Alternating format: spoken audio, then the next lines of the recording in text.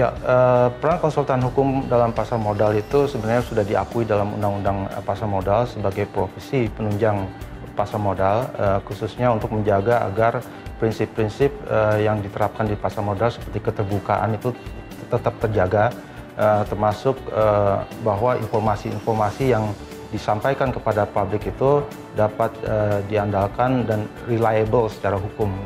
Nah, lebih dari itu, peran kita juga sebagai problem solver buat klien yang ingin masuk ke dunia pasar modal, terutama dalam mendapatkan permodalan dari pasar modal. Tapi juga kadangkala bukan hanya kepada klien, bahkan OJK pun mengajak kita untuk berdiskusi, membahas peraturan-peraturan apa yang sebaiknya diterapkan mengingat banyak industri-industri atau proses-proses bisnis baru, terutama yang berkaitan dengan berbasis teknologi, dan itu kita menyampaikan pendapat kita, kemudian berdiskusi dengan OJK untuk membuat peraturan-peraturan baru. Jadi intinya kita ingin memberi suatu infrastruktur hukum yang bagus buat industri pasar modal ini.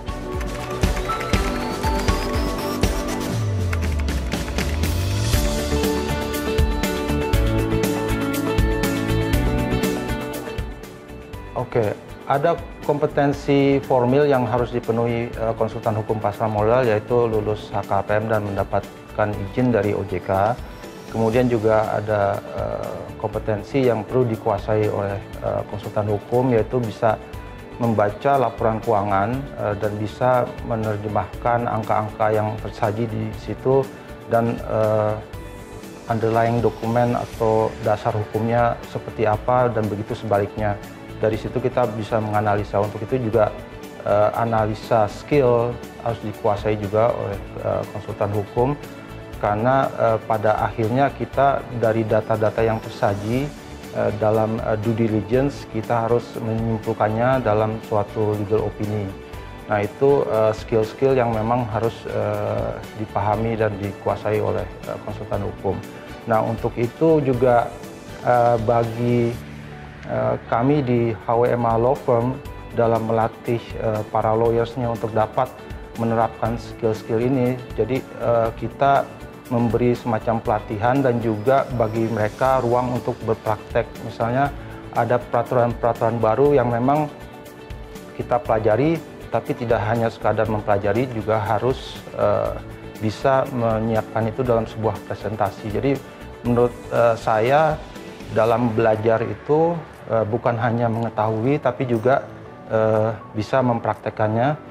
Dan cara belajar yang baik adalah bagaimana dia bisa mengajarinya dalam bentuk presentasi yang memang dapat dimengerti oleh orang lain. Itu sih praktek yang kita laksanakan selama ini.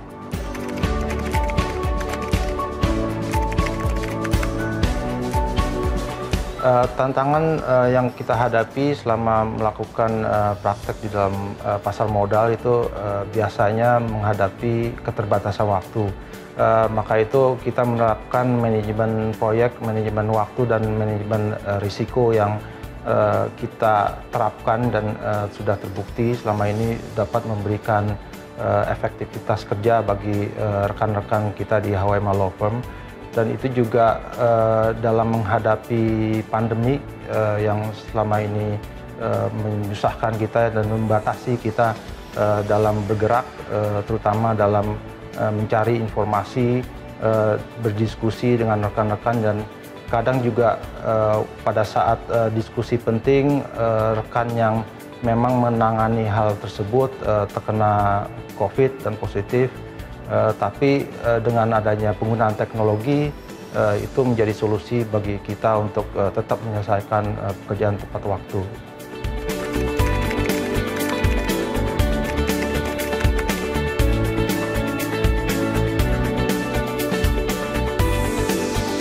Kunci keberhasilan untuk IPO sudah harus dipikirkan itu sejak semula, yaitu masa persiapan.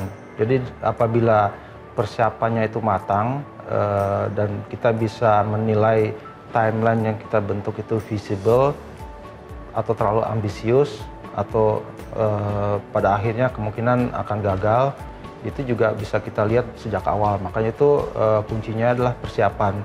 Dan persiapan ini termasuk membentuk tim-tim yang mumpuni, termasuk juga berdiskusi dengan profesi-profesi penunjang lainnya agar terjadi informasi yang seimbang secara real time dan tidak asimetris. Nah, itu juga maka penggunaan teknologi itu juga dapat membantu kita untuk mendapatkan informasi-informasi yang akurat dan secara bersamaan semua anggota tim itu terinformasi, sehingga semua timeline yang kita buat itu dapat diselesaikan sesuai waktu yang sudah kita buat itu.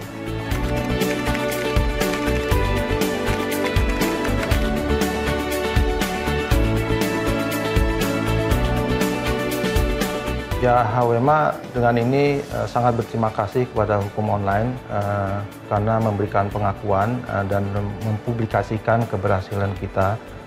Sebenarnya kami juga mengucapkan banyak terima kasih buat rekan-rekan di HWMA Law Firm atas pencapaian ini.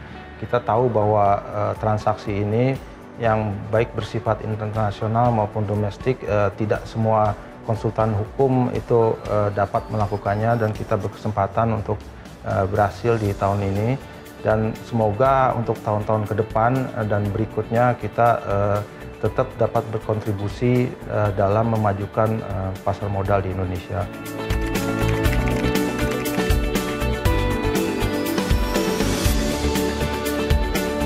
Ya, buat rekan-rekan konsultan hukum yang muda untuk mempelajari pasar modal ini, tentu bagaimana dunia ini bekerja, silakan aja langsung berinvestasi di pasar modal, karena dengan langsung terjun bagaimana pasar modal ini bekerja itu lebih mudah untuk kalian mempelajari peraturan-peraturan yang ada.